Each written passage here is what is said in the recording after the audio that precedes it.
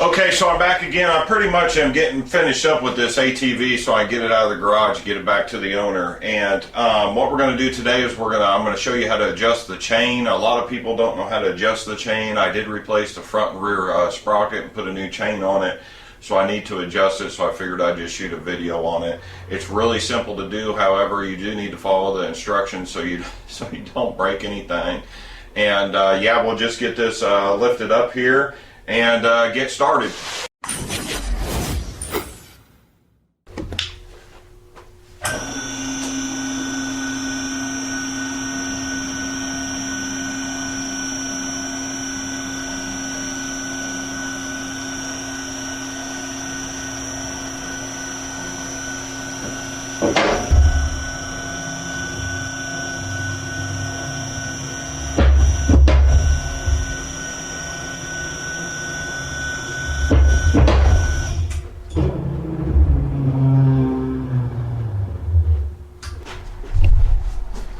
Okay, so we're on the back end of the ATV now. This is going to be real simple here.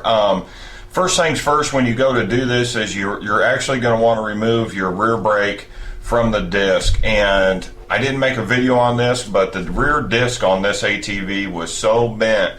The owner of this ATV, when he gave it to me, he's like, when I wheelie it pulls, I think my frame's bent, blah blah blah, to the side. And I said I didn't think that was a problem. It takes a lot of force to bend a frame. Not that it is possible. So after about 3 minutes inspection on getting it on the lift and turning the rear of the ATV, I noticed that his brake was dragging and the whole brake disc was bent. So every time it'd make a revolution, it'd make contact with those pads, and then that would be why he is pulling to the right when he's only on these two wheels, because there's so much force dragging him the other way. So I replaced the brake disc on this last night, and what we'll do is we'll start with removing the brake caliper off of the new disc, and then I'll show you there's little adjustments on the plates. There's markings on the swing arm to get when we pull the carrier back. We'll want to line it up with the lines, and they're really hard to see on this aluminum swing arm because it's aged so much, but we're going to want to line it up with the lines. That way we have the carrier and everything straight before we tighten it back. And then we have another plate on the back that is like minute adjustments and will actually lock the carrier in place. And that plate there is actually cast steel, and when I removed it the first time, when I put the new sprockets on, it just fell apart in my hands, and I thought, oh my god, $30 to replace it. So, you know, everything that I have touched on this thing, because this four-wheeler's been so neglected, is either rounded out, it's either stripped, I strip it, it breaks coming apart. Four-wheelers that are in the mud and gunk and dirty grunginess, when they're not cleaned and maintained over time, these bolts and everything, they just wear out, they get rusted. It's just a nightmare to work on them. So yeah, we'll get to adjusting this, and it's really simple to do, so don't be afraid to do this. And then this will cover your LTZ400, your KFX400, and your DVX400. They're all built the same way. So yeah, let's get into this. And like I said, we're going to start with removing the rear brake, and I think it's a 12 millimeter, and you just have the two bolts here, and then this is going to come right apart.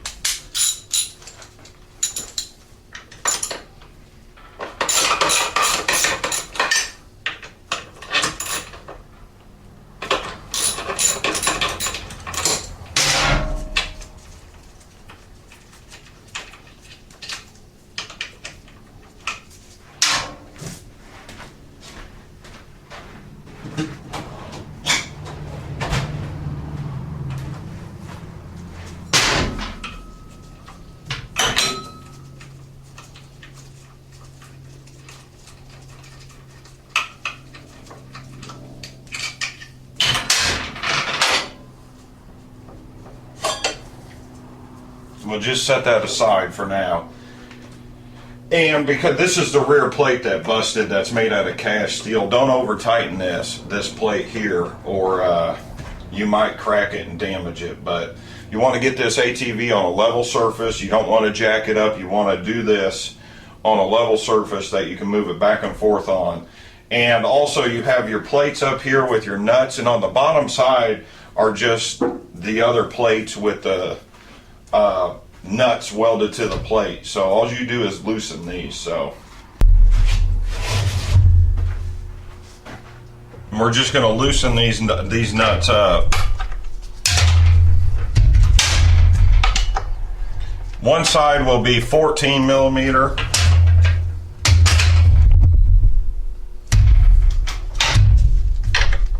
And the other side is 17.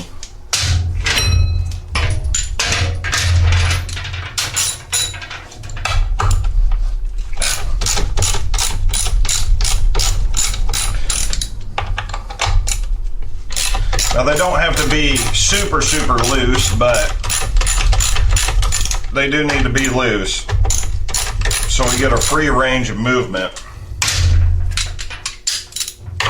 on the internal carrier.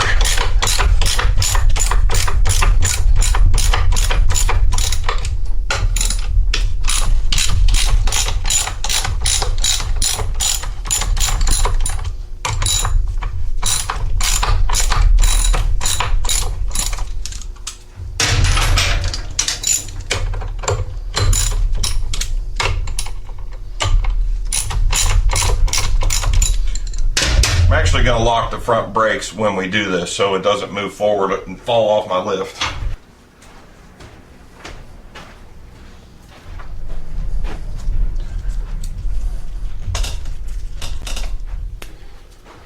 Now I actually can't get it to move backwards without it acting like it's going to roll off of the lift. So we're going to end up using the lift here, and I'm going to lift it up.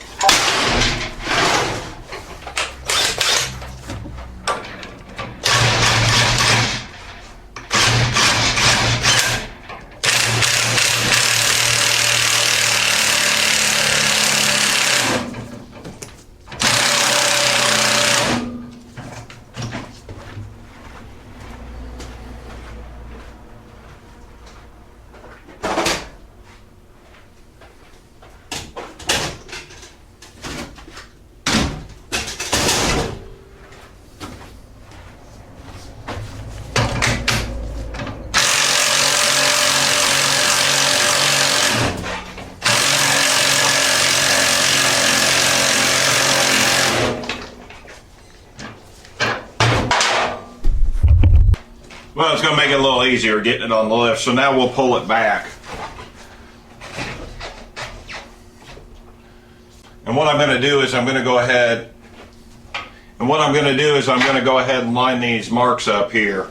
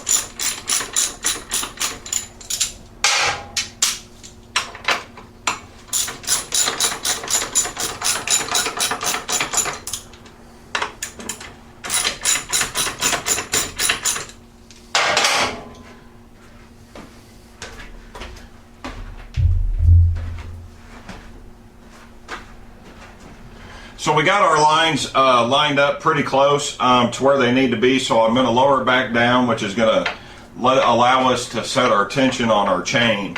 And then we'll use the rear plate and set the rear plate and then lock everything in and reinstall the brake.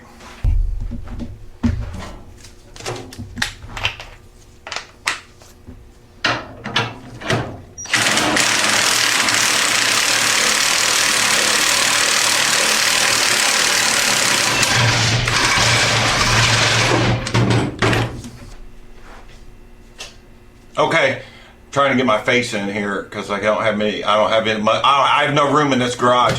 So what we're going to do is we're going to adjust this plate, and you'll notice that the chain will start getting a little bit tighter. And after we get the chain tightened up and the lines line up about accurately on both sides, we're going to retighten everything down. And the chain should go about 1.5 inches is how much slack you should have from the bottom of the chain.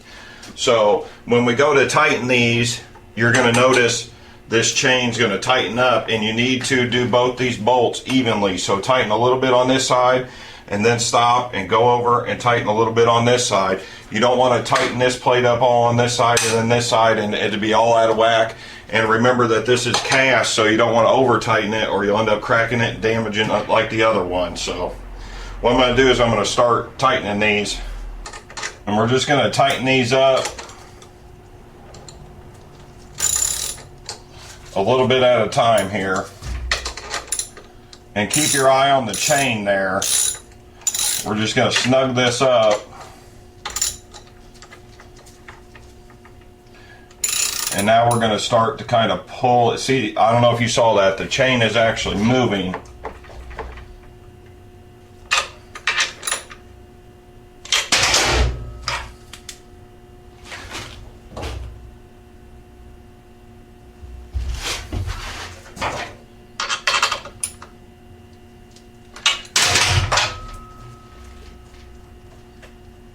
And that's probably going to be about it.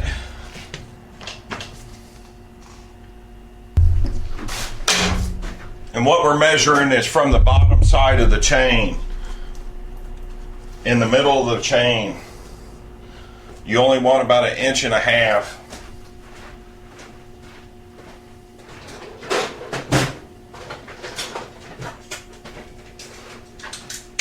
Worth of play. You want about 1.5 inches worth of play.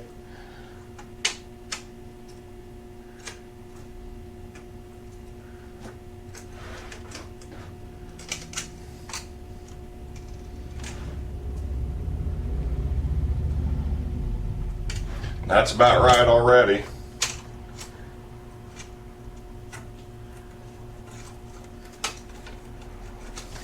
So we'll just tighten everything up. And you actually don't want this chain too tight because you'll end up breaking the case or the chain could snap. And just make sure that your marks are proper on each side. That way your tires aren't going this way, that the carrier's straight.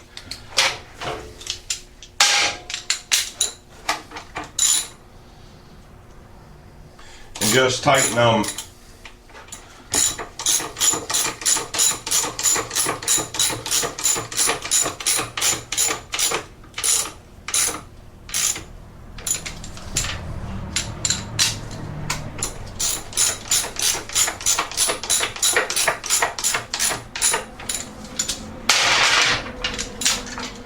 One side at a time.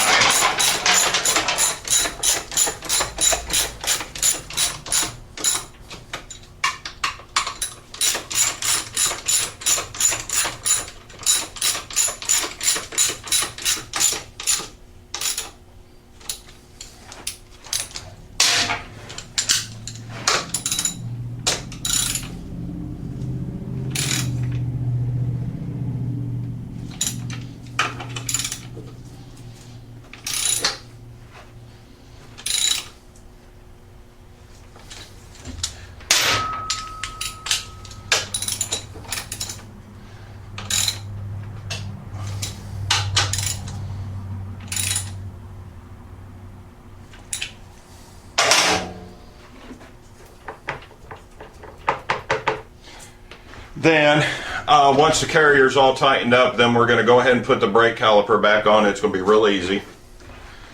And actually what you want to do is double check and tighten your adjuster plate.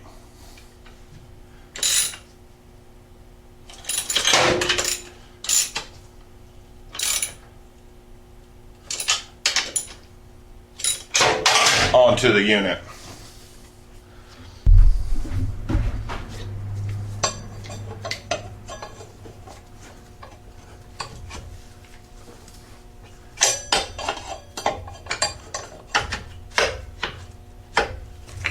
And we're going to reinstall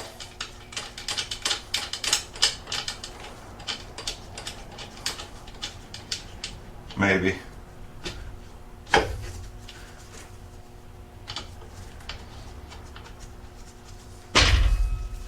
our rear brake.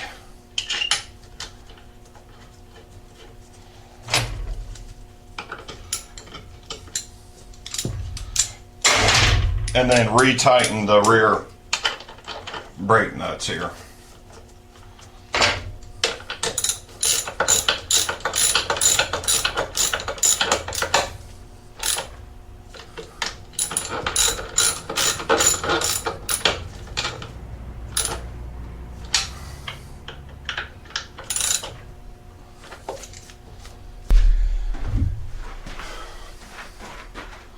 Okay, and that's pretty much it. It's real simple to do. If you own one of these, now you know how to do it. Just don't over tighten your chain or you'll have even more problems. And yeah, that's pretty much it. Thanks for watching. If you're not a subscriber, please subscribe if you really enjoyed this video. There'll be quite a few videos on a playlist. I'll add a playlist for everything I've done to this quad. And check the links below. And if you buy Amsoil fluids, use my dealer number 5541460 at checkout so I get a little bit of commission. And if you want a free Amsoil catalog, just follow the links below and they'll send one free right to your house. I'm out of here.